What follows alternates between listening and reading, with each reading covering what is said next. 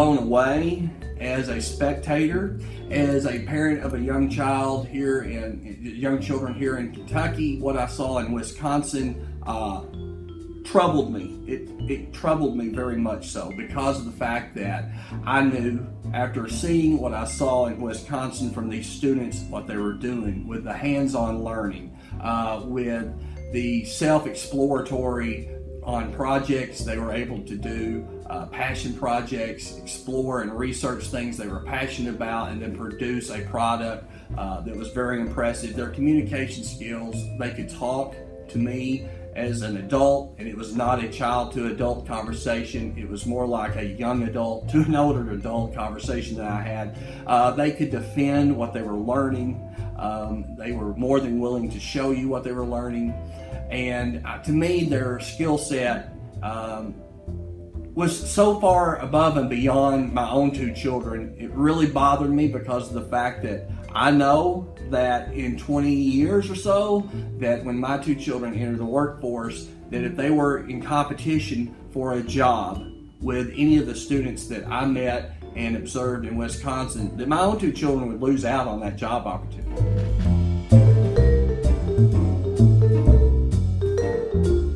How do you start changing the school experience? I think you need to have, as a visionary and as a leader, you have to have a clear vision of what that experience needs to be, what it needs to look like, and what shifts needs to take place in order to get there. That's educating yourself, you getting very comfortable and very clear on your vision.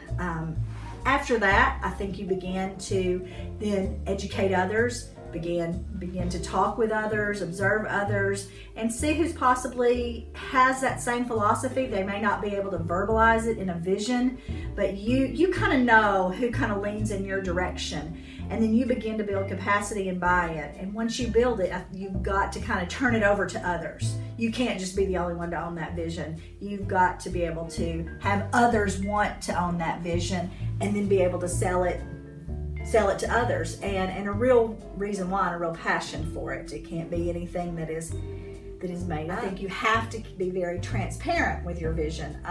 Even those that may not be on the same page as you, or may not understand the reason for the change, you have to be transparent with them and begin to educate them. So at least they may not jump on the boat, but at least they're beginning to understand where you come from, so that they are at least not a barrier. Having the conversation with teachers is where I start, kind of opening their eyes to what their classroom could look like, what their teaching experiences could look like.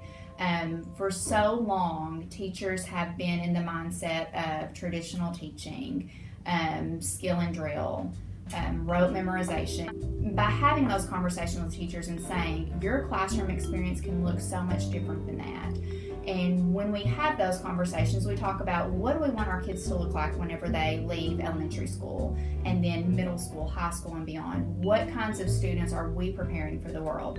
And when we have those conversations, we come out with ideas like, we want them to be great teammates. We want them to be able to work in groups. We want them to be able to problem solve, to think critically.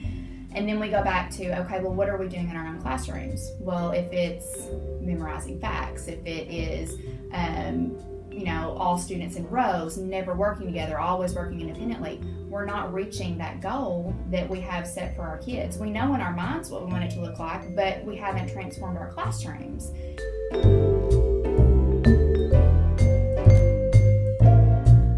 Well, I think just promoting risk-taking is crucial, or in anything, any business, but especially in education, because if you're not willing to take a risk, you're not going to go anywhere. You're just going to paddle a boat backwards.